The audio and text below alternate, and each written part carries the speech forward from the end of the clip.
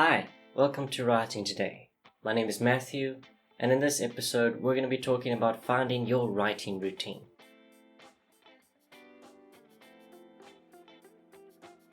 But before we get into that, I want to talk about the promotion that I'm running currently. It's about my YouTube channel, The Aurora Files, a channel where I post scary story readings, from the classics to the internet stories to my own. To promote the start of this channel, I'm doing a giveaway of a Kindle Paperwhite. You can find a link to this giveaway in the description below if you're interested. All you have to do is subscribe to the channel. But if you want to increase your chances of winning, it's to share this promotion with your friends and family on social media. So whether you are interested in a Kindle Paperwhite or interested in listening to some scary stories, I highly recommend you check out the channel and giveaway in the description below. Now let's talk about establishing a great writing routine. This is something that's very difficult to do. It's very difficult to start a writing routine, it's very difficult to maintain it. The only thing that's easy about writing is stopping it and avoiding it. But that's said about most difficult tasks. Of course, you want a great writing routine. You want to stick at your passion. You want to work on your project consistently. That's the only way that you're going to see any results. We as writers don't really see progress in our writing until a book is finished. When it comes to other hobbies, you can see something building up. You can see paint being added to canvas. So this is a great mental shock for most people, as they like to see that they're making progress. They like to see some sense that what they're doing actually matters. But when a story is incomplete, and you're constantly rewriting each chapter, this is a difficult feeling to attain.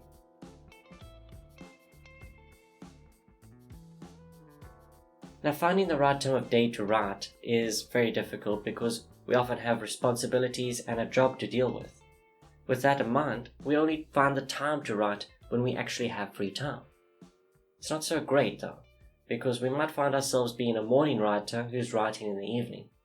And that can really get in the way of our inspiration, our energy, our thought process. Worse still, there are a lot of writers out there who think that they are evening writers or morning writers when really they're the other way around. Finding the right time of day can be difficult, but it is necessary because it's about getting into the mood as easily as possible. And one of the biggest factors that dictates your mood when writing is the time of day that you're going to be writing. So when you have a free day in your busy schedule, go through the motions and figure out which is the best time of the day to write.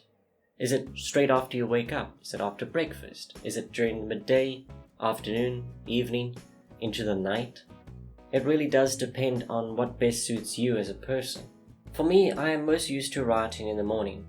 I spend most of my time waking up early, trying to get into the day as quickly as possible when I'm filled with energy and inspiration to do so. And I find that tends to peter out later into the day. But then there was a time when I was only writing in the evening. It is during those times that I got so little done because I got fixated on the same small problems, or I found myself lacking any ideas of how to continue the story. And yeah, that led to a lot of problems in my writing career. It was only when I finally knuckled down and realized that I was a morning writer that the moment I wake up, I immediately jump straight into work. And that's when I get most of my writing done. That's how I see progress from day to day. But this is only one factor when it comes to developing your writing routine. So let's talk about some others that will help you establish it.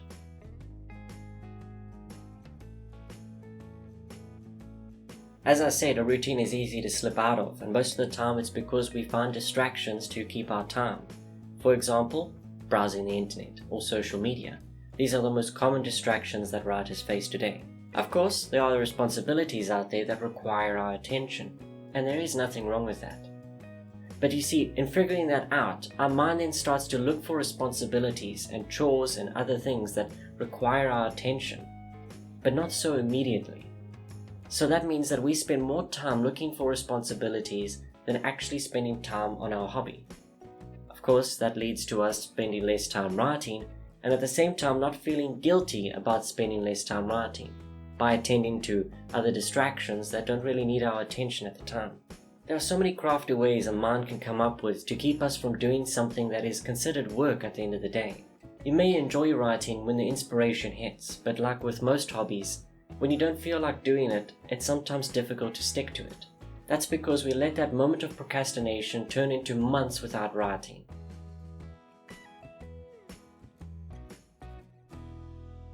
Okay, method number 3 is setting a time limit and rewarding yourself for your accomplishments. The time limit works as follows. You set yourself a certain amount of time during the period of the day when you can write. And you will write as much as you can in that time limit and then stop when you are finished. You will attend to some other responsibility or you will enjoy some distractions, but the point being, you stop writing. You take a break from it. And the reason this is a great method is because a lot of us are geared towards that sort of mentality, where we jump into a project at a certain time and we have a certain time to complete it. So that means our mind immediately activates. It understands that this is a time to concentrate, to be imaginative, to write. And that's fantastic. If you understand how that works and that feels like something that works for you, then maybe setting a time limit for your writing is the best way to get bursts of writing done. However, on the other side of the spectrum, we have writers who don't work well with time limits. They like to relax when they write. They like to extend it as far as possible, meaning they will start whenever they feel the most ready, and they'll stop when they don't feel like it anymore. And this can be very tough as well. That means you will sometimes struggle to start and sometimes find it easy to stop. Now, if this sounds like you as a writer, then perhaps you need to look for another method in order to get started faster and keep writing longer. And the best way to do that is to reward yourself. And a reward can be anything. It can be a special distraction, it could be a treat of any kind, but you have to set yourself a very fair goal to hit before you can reward yourself. So for example, if you find yourself in this sort of mentality, perhaps reward yourself with a treat if you complete a certain word count. Perhaps 500 words, 1,000, it's up to you.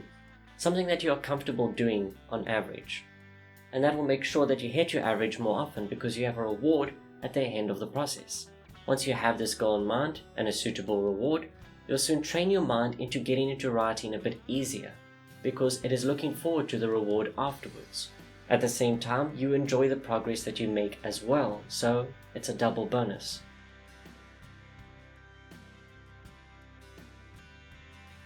Okay, method number 4 is what I call the death by many cuts. It's the alarm system.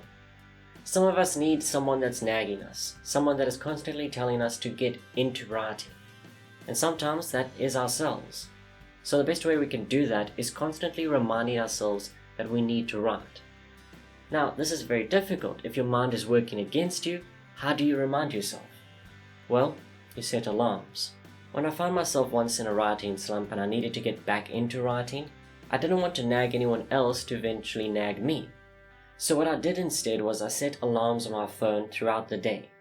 I think it was about 4 or 5 alarms a day that constantly reminded me that I needed to do some writing. And like when you're being nagged with someone else, it isn't the fact that you're being reminded that gets you into writing. It's the annoying feeling that you get constantly being nagged that gets you into it. So when you finally get so frustrated with all the alarms, you say, forget everything else, I'm going to start writing right now and just deal with it. And this method worked. And the reason it worked is because it's something that we're also familiar with. It's just sometimes very difficult for us to actually set it up. So this is one method I definitely recommend because it worked with me.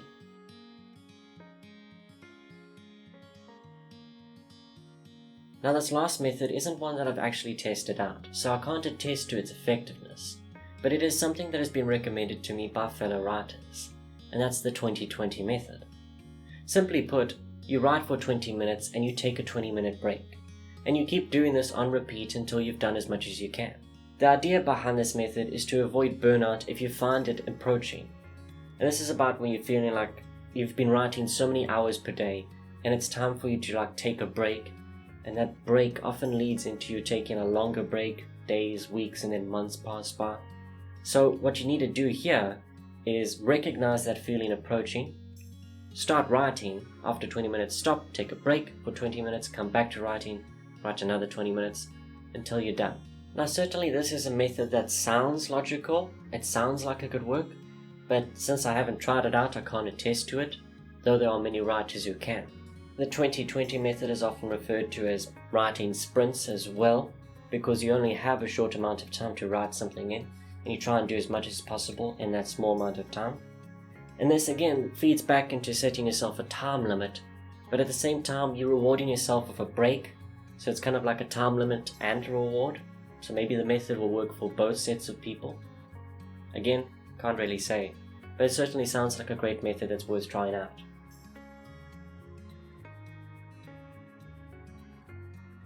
Okay, bonus method time, and that's about starting writing. So we've talked about how to maintain it, but how do you get right back into writing again after, let's say, a long break?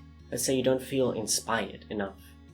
Well, this is all about surrounding yourself with inspirations. I believe that every writer has some form of inspiration in media, whether it be a movie, be it a song, a book, video game, absolutely anything. And it's by enjoying this media again that you can find that inspiration again. This is certainly something that I've done quite a few times in the past, because sometimes you want to reignite that spark in your passion, and the best way to do that is to enjoy it again. A lot of people believe that the best way to stay committed to a passion is to just wait until the inspiration hits. And sometimes that happens, but sometimes you end up waiting years for that inspiration to hit, and it never does, because you are the one that is standing in the way. I think this is something that every creative can understand, and is certainly seen in all types of creative hobbies. Whether you are an artist, whether you are a director, a screenplay writer, or an author.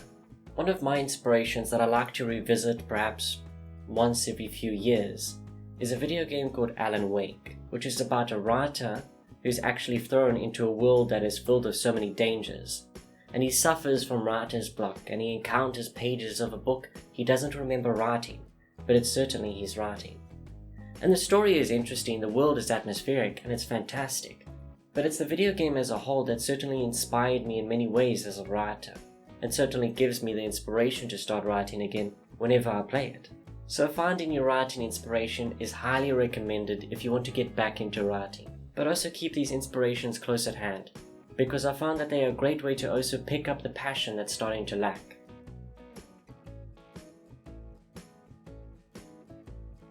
And there you have it, some tips and advice to help you start and maintain your writing routine. Don't forget, I am promoting my story channel, The Aurora Files. It's filled with stories, thriller and horror that all readers can enjoy. And also, if you want to stand a chance of winning a Kindle Paperwhite, I recommend checking out the giveaway at the top of the description. By simply subscribing, you stand a chance to win. And this giveaway ends on the 18th of August, so time is running out. With that said, I do hope you enjoy the channel. I spent a lot of time creating these stories, finding the right music and sound effects to create a show that every listener can enjoy. And I'm always looking to improve the experience for my listeners, so if you have any suggestions, be sure to leave them in the comments below. And that brings us to the end of this episode. If you enjoyed this video, be sure to like and subscribe if you haven't already.